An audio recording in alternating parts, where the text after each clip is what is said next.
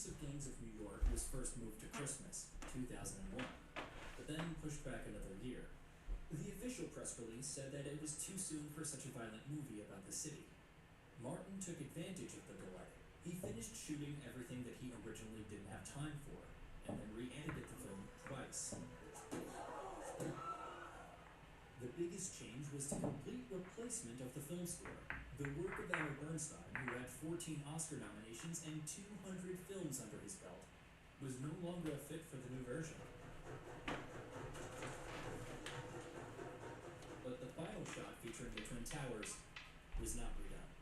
We did paintings and edited that skyline sequence before September 11th, and afterwards it was suggested that we should take out the towers. But I felt it's not my job to revise the New York skyline. The people in the film were part of the creation of that skyline, not the deconstruction of it. If the skyline collapses, apparently they will build another one. Finally, the release, distribution, and acceptable result. Gangs of New York fell just short of $200 million in ticket sales. The movie's performance at the Academy Awards ceremony was record-breaking in Scorsese's career. The film received 10 nominations, including Best Director, for which Scorsese hadn't contended in 10 years.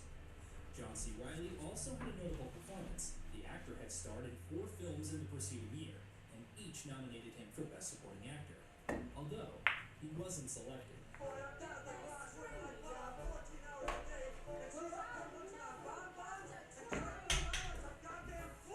Competing against films like the musical Chicago, the drama The Pianist, and The Hours, as well as the fantasy The Lord of the Rings, Gangs of New York was in for a crushing defeat.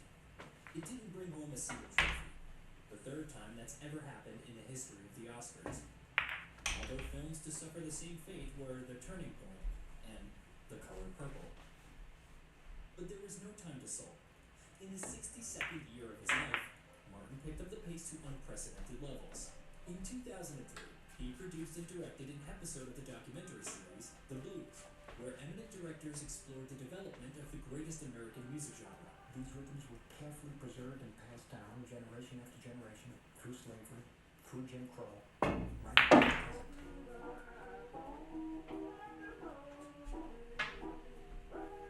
He simultaneously helped the History Channel direct the charity film Lady by the Sea, The Statue of Liberty. In the aftermath of September 11th attacks, New York's greatest monument had been closed to visitors, and the film raised funds to reopen Liberty Enlightening the World. And let's not forget Shark Tale, which brought Scorsese and De Niro back together after nearly a decade. Amusingly, this time Robert got to play the boss, Don Lino, while Marty voiced the jittery whale wash owner, Sykes, and finally had to take orders from De Niro for once. That's it. That's it. You are out. What? You're fired. But of course, his main project was a biopic about Howard Hughes.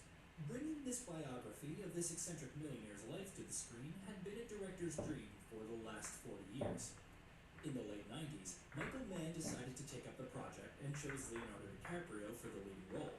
But after completing 2 biographies in a row, namely The Insider and Ali, the director lost the desire to do another. In 2002, 2 directors immediately jumped on the opportunity. The first was Christopher Nolan, who had just finished filming Insomnia and was planning to shoot a story about Howard starring Jim Carrey. They were already 6 months into production when Nolan found out that a similar project had been approved by Miramax, with Martin Scorsese at the helm. The director had to abandon the idea and began working on Batman. That's right. Scorsese got the script from Mann, and DiCaprio was immediately interested. He explained to me when I gave him the script that he knew nothing about aviation. But he also said, I did Raging Bull and I knew nothing about boxing. Author John Logan had already conquered the world with Gladiator and adapted the less popular Time Machine. But The Aviator was of an entirely different nature. It was a deep story about an eccentric figure in the golden age of Hollywood.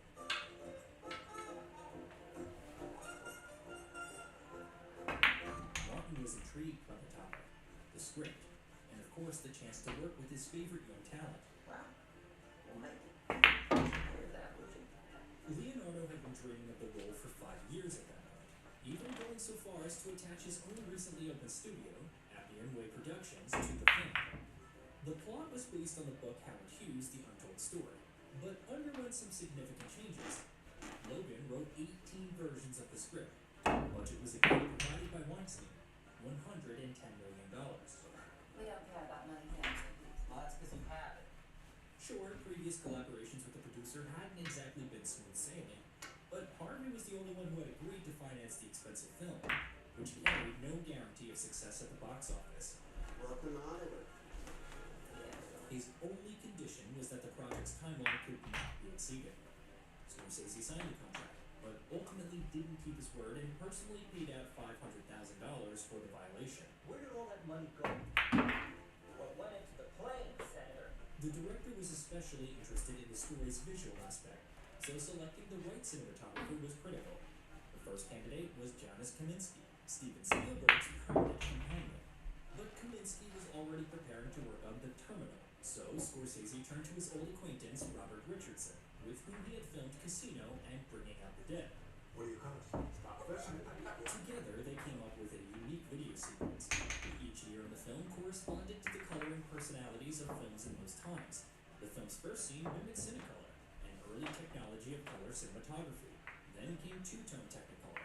Its distortion can be seen in shots of the golf course and on the table where they appear to be light blue and purple peas. Moving on to auditions, Martin recognized that the famous actresses who constantly surrounded Hughes were key characters.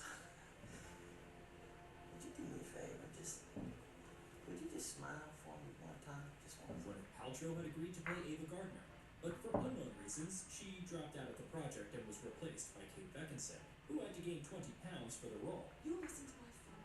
No, honey, I would never do that. I'd never do that. I just read the transcripts, that's all. Gwen Stefani's big screen debut came by complete accident. Scorsese happened to see the actress on the cover of Vogue magazine on the wall of a bus stop. Gwen was posed as Marilyn Monroe. Martin immediately saw his casting match for Jean Harlow and invited her to join the ensemble without even auditioning. You can imagine how excited I was. I mean, obviously an idol of mine, you know, she was the original Dawn Poncho. Thank you. I would like to use this occasion to publicly thank Mr. Hughes for the opportunity he gave me. Thank you. However, casting Cate Blanchett as Katharine Hepburn was always Martin's first and only choice. It's Miss. The actress initially turned down the role due to her parts in the final installment of The Lord of the Rings and The Life Aquatic by Wes Anderson. Martin was planning to replace Kate with Nicole Kidman, but in October of 2003, wildfires hit California and burned down part of the Aviator set. Filming was postponed and Blanchett was able to join the cast. Not good for you. It would be convenient, Miss Hepburn.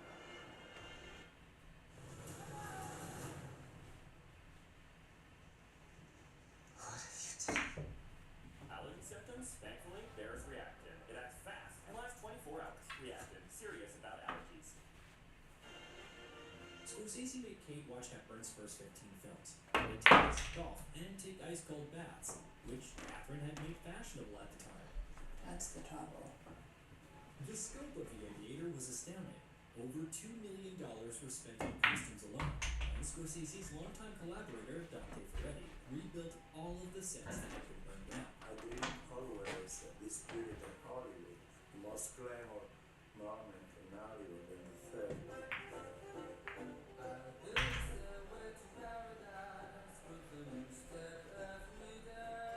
The producers were granted access to Hughes' full mansion, and the new Dial special effects studio designed miniature models of most of the planes used in the film.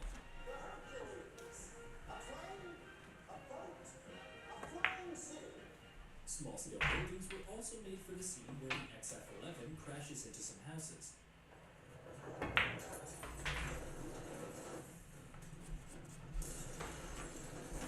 Of course, DiCaprio did a deep dive to prepare for this role.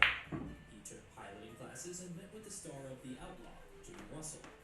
Hughes had been the director of that Western film, and the actress was one of the last people to remember the man when he was alive.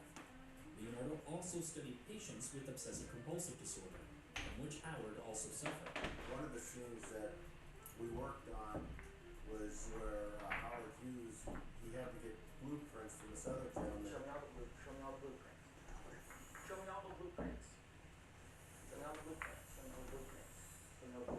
from what I understand in my research, it has to do with phonetics and the way you say that to have that sentence come out of your mouth the right and perfect way.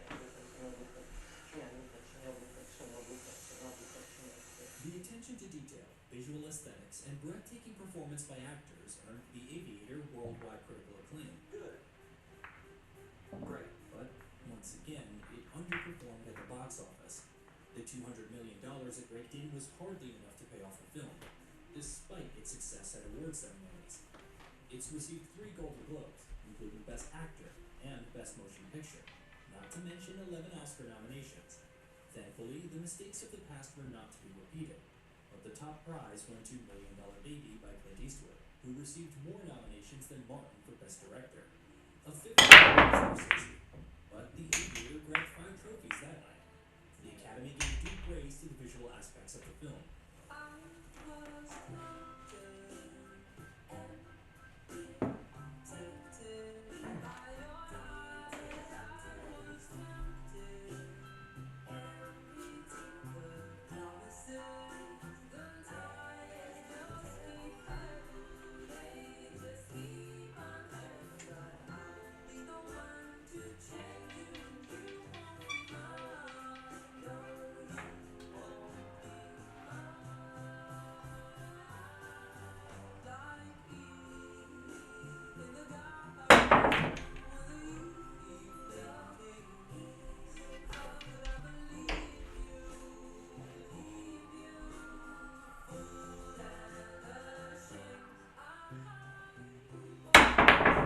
Robert Richardson won the award for Best Cinematography, while Dante Ferretti and Sandy Powell each won for Best Art Direction and Best Costume Design.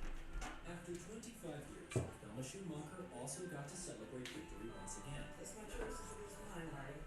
Not only because you helped me edit the movie, but because you think like an editor when you shoot. And Kate Blanchett received the first Oscar of her career. And on behalf of everyone I know in the area, thank you, Martin Scorsese. I hope my son will marry your daughter. Thank you.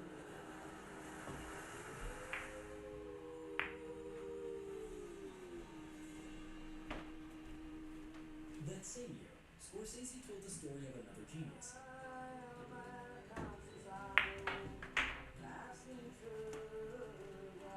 The documentary No Direction Home, Bob Dylan, peers into a 5-year period of the musician's life, from the time he moved to New York to a motorcycle accident that caused the artist to go on an 8-year hiatus. I don't want to go nowhere no more.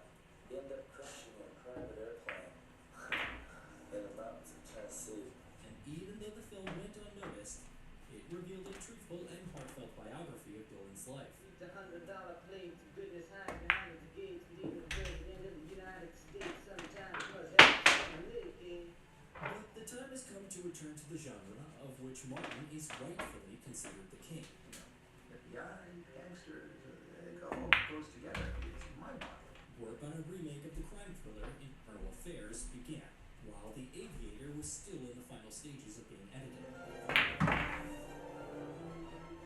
In 2003, production company Plan B Entertainment bought the rights to remake the Asian box office hit from Hong Kong for $1.5 million.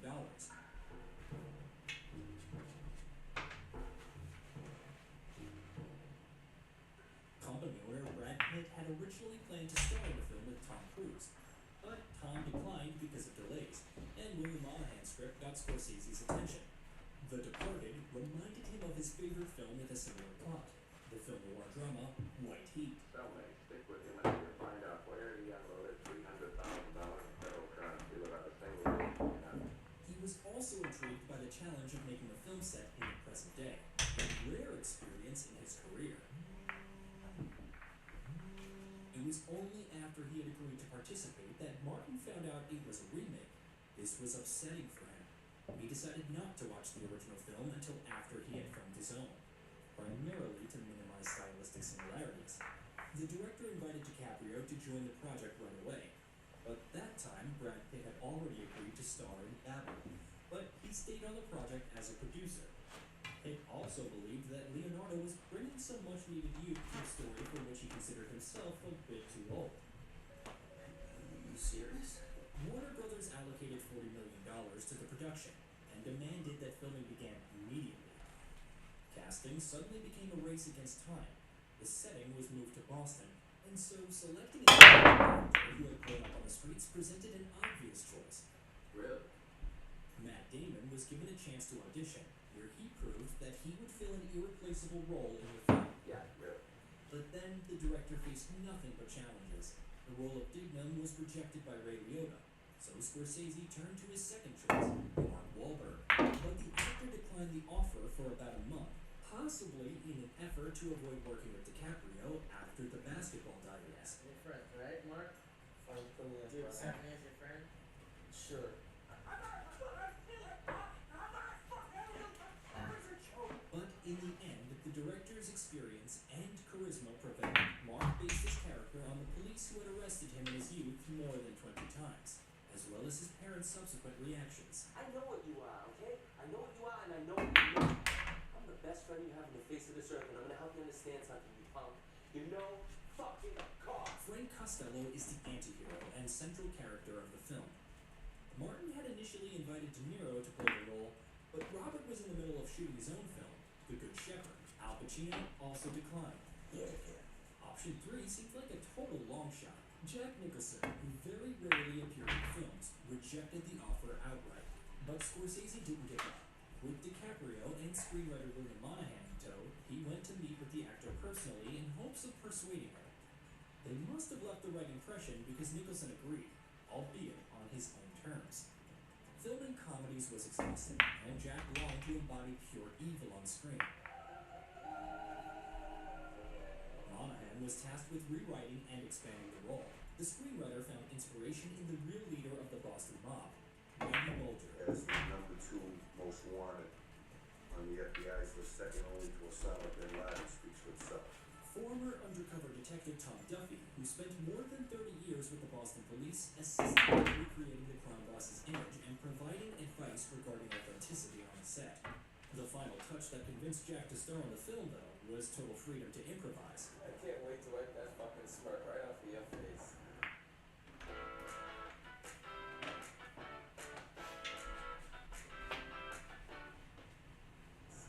Would you rather wipe my ass for me? Scorsese agreed to support the actor no matter how crazy the stunt, because it would only highlight the character's unpredictability.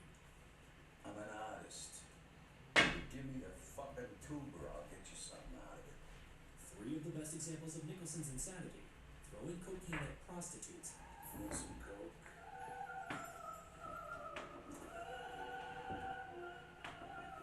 There it is. the strap-on in the porn theater, What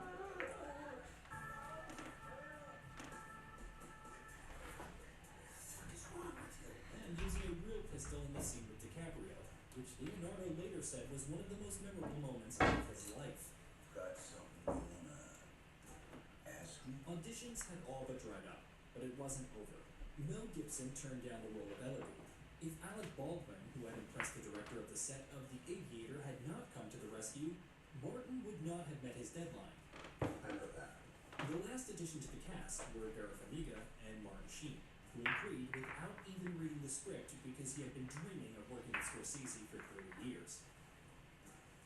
You know what I do here? Despite the challenges along the way, a solid cast had finally been assembled, but top-notch actors required decent pay, and this had an effect on the project's budget, which had now grown to $90 million. Half of that went towards the actors' fees. I'm sorry. It was necessary. The Departed was the last collaboration between Scorsese and Michael Ballhaus. The film was the cinematographer's swan song, bringing an end to his career in Hollywood. By the way, the director always cared about Michael's opinion, considering that Ballhaus had filmed both Damon and Nicholson over the previous decade. Perhaps it was his recommendation that Martin had invited these actors to join the film. Why would you have to remind me of that? When I do any good at what I do. Filming lasted from April to August of 2005. The incredible steep taxes on filmmaking in Massachusetts meant that the team had just a couple of weeks to get the material they needed in Boston. The most crucial scenes were filmed in the city. It took DiCaprio and Sheen 50 trips and 2 days of shooting for a 1-minute sequence in the final cut. Right.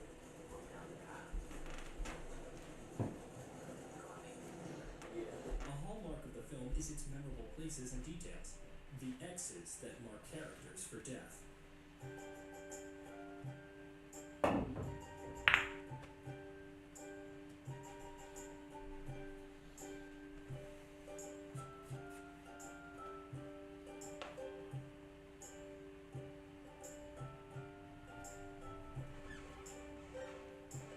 The Rolling Stones song Gimme Shelter, which had previously featured in Goodfellas and Casino. And some even subtler hints. Costello and Sullivan struck up their friendship in a convenience store, and Billy's fight in that same store led to him meeting Frank.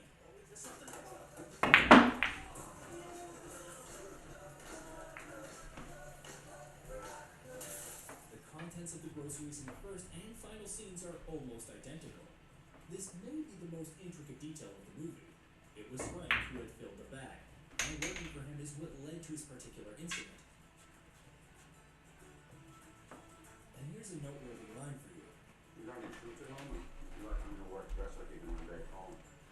Because the Nazis designed their uniforms based on the design and patterns of the Massachusetts State Police. As was the case in Gangs of New York, the uniforms were computer generated, and although making a fake rat look real was a much easier task, its appearance was much more significant to the plot. Filming wore Martin out. At each stage of production, the impending finale of the film was morally exhausting. Try as one might, a director can't help but feel close to their characters and experience sincere feelings towards them. Where do you get your period? Scorsese did admit that the film was good, especially since he considered The Departed to be his first film with a real plot. But it drained him of his vitality. The psychiatrist. I mean, I like the picture, but the process of making it, particularly in post-production, was highly unpleasant. I said, I don't care how much I'm being paid, it'll kill me. I'll die. Very simply. The film premiered September 26, 2006.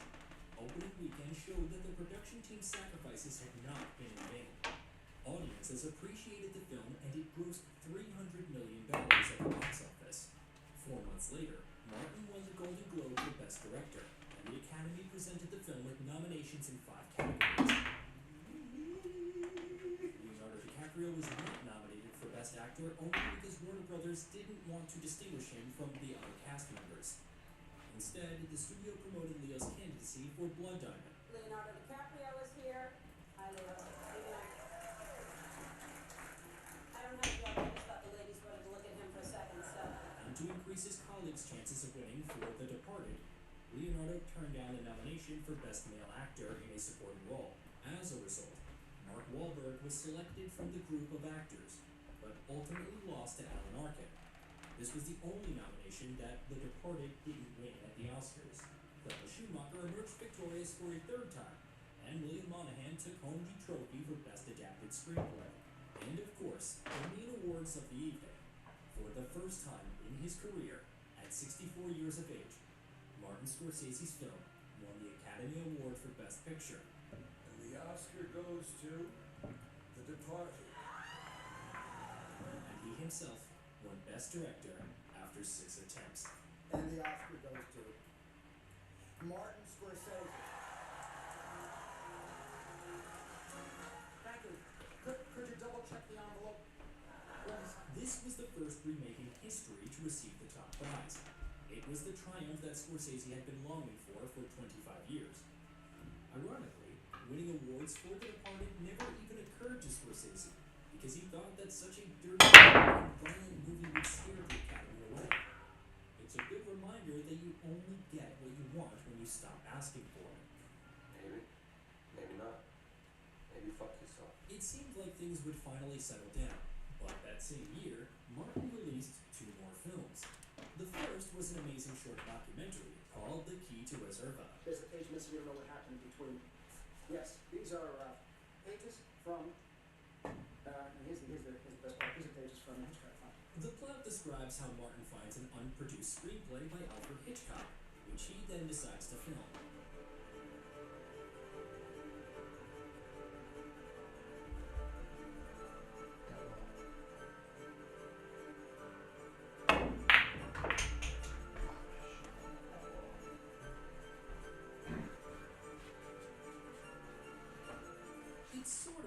to Hitchcock's work and that of composer Bernard Herrmann. The second project was a documentary-style portrayal of a Rolling Stones concert, whose music had accompanied his career over the past 25 years.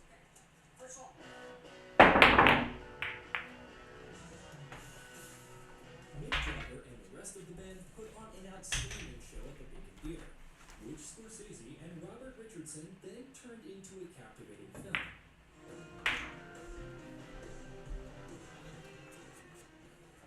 Shine a Light was released in 2008 and earned $15 million at the box office.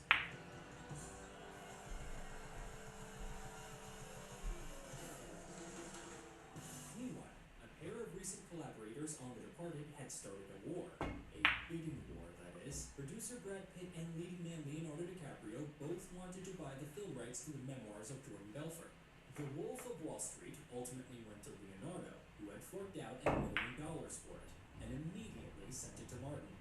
But the story, full of drugs, sex, and obscenities, not to mention a very dubious protagonist, failed to attract an investment. I think it's awful. The search for a buyer dragged on, and when Scorsese was sent a script based on another novel, the time had come to make a decision.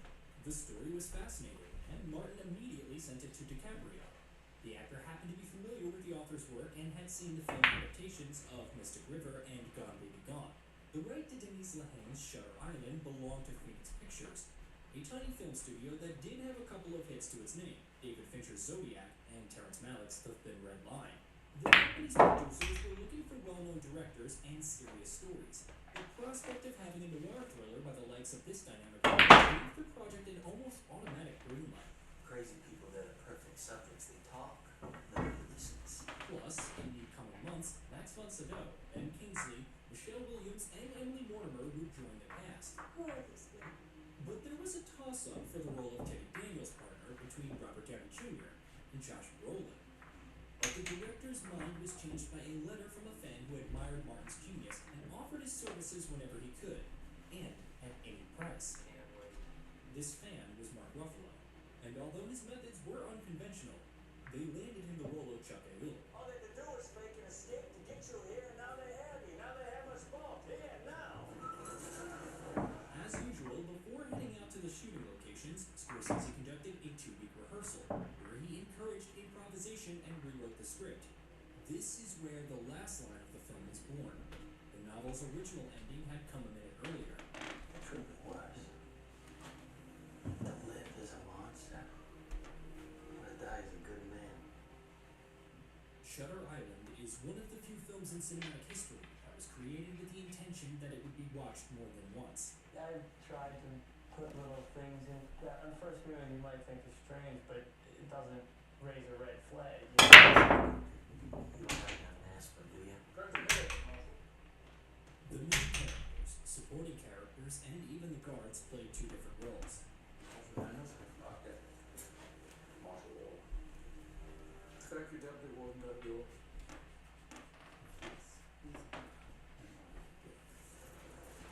Multiple breaches on the second and bottom floor. Structural integrity is compromised. A folly, Carlos, rained on her face. She ignored all the pebbles and tremors. Get that gun to the engine room. I can't even get their shots much longer. Close your eyes and enjoy the show. Every scene and every line can be interpreted 2 different ways. Hero still believes in surgical intervention, psychosurgery, procedures like a transorbital lobotomy. Especially the minute details of the opening sequence, nervous security personnel, and unusual holster problems for a federal marshal.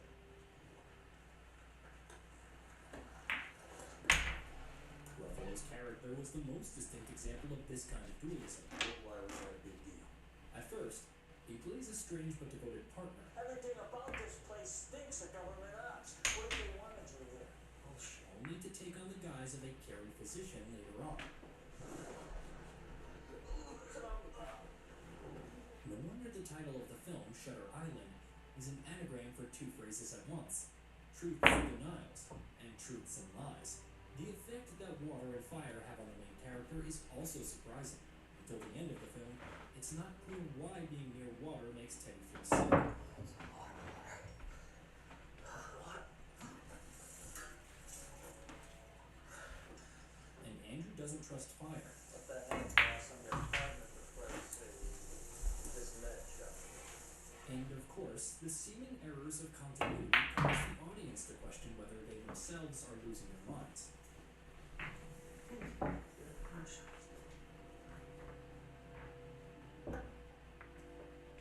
the scenery itself was designed to reflect the protagonist's inner world, confused and illogical.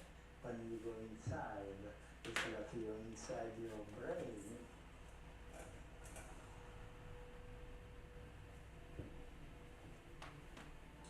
Dante Ferretti did a tremendous job. The mental hospital is based on the recollections of the project's technical consultant, Dr. James Gilligan, who had worked in institutions for the mentally ill for 30 years. So I was asked to talk to the set designer and describe to him what the old Bridgewater had been like in the 1950s. The red brick building on your right is Ward A, the male ward. Ward B, the female ward, is the one on your left. Ward C is that building on the bluffs. Of course, such a location doesn't actually exist, so Shutter Island had to be pieced together from 3 separate places: Hedex Island, the city of Nahat, and the Medfield Psychiatric Hospital. Scenes featuring rocky cliffs were created using CGI. With the exception of digital cameras for the first time in the director's career, the film used the latest cinematic technology.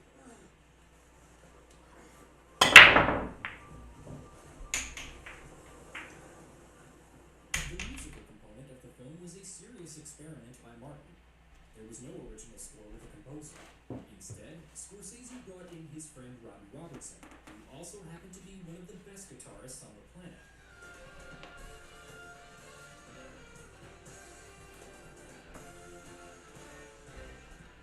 Robbie handpicked and compiled a selection of unique pieces by contemporary classical composers to transform what was happening on screen.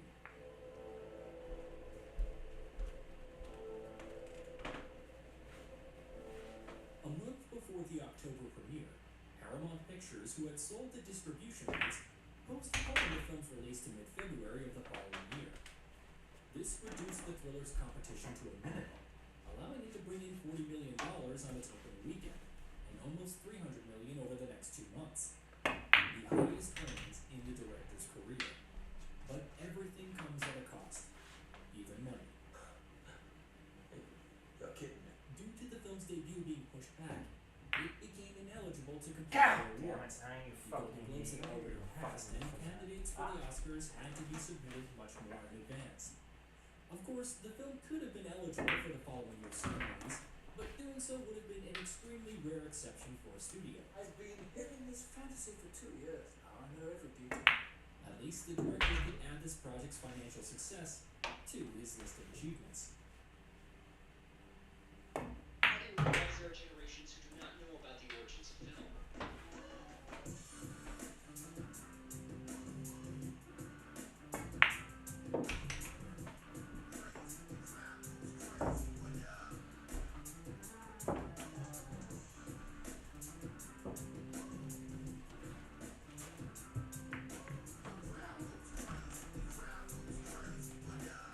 At the beginning of the decade, Scorsese took a serious interest in documentary filmmaking. I remember going to Loewy's Commodore.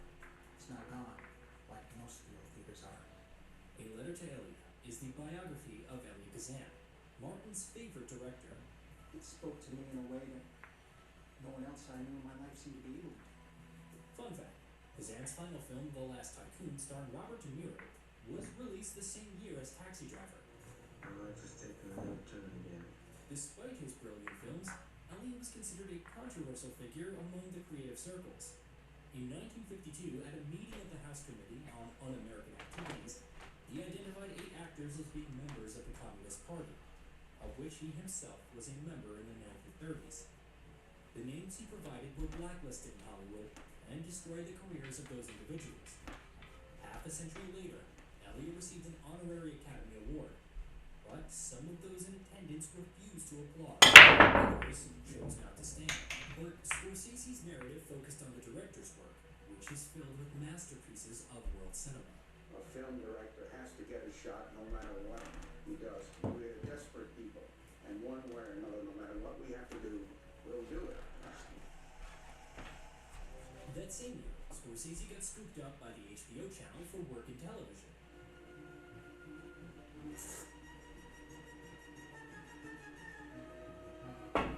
He first shot a biopic of the writer Fran Lebowitz, famous for her poignant, caustic commentary on public life. I mean, here's the problem with being ahead of your time. By the time everyone gets around to it, you're bored. Martin and Fran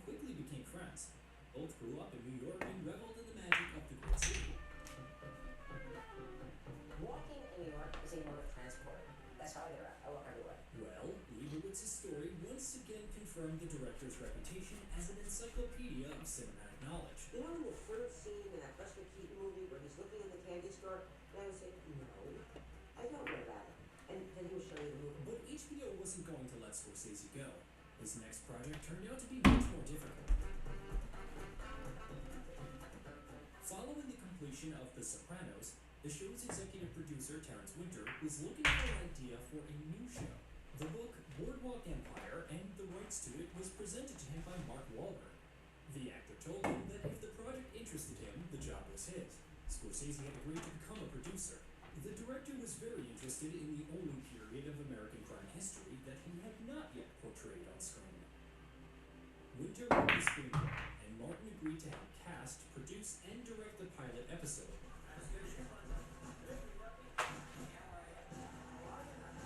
The lead role was played by Steve Buscemi, with whom Martin had worked on New York Stories.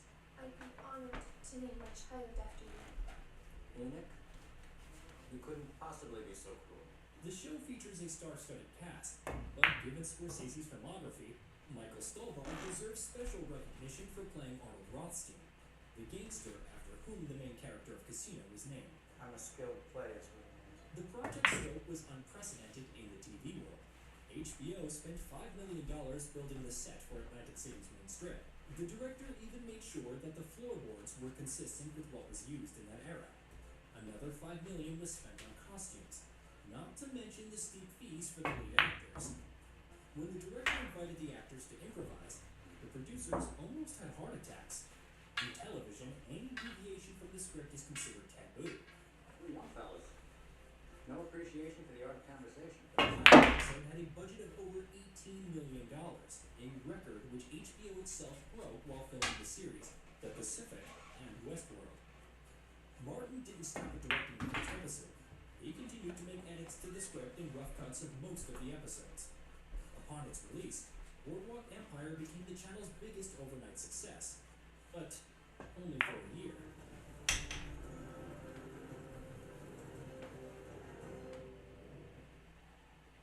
The show lasted 5 full seasons, although Winter said that he was prepared to shoot until he had chronicled 50 years of American gangster history.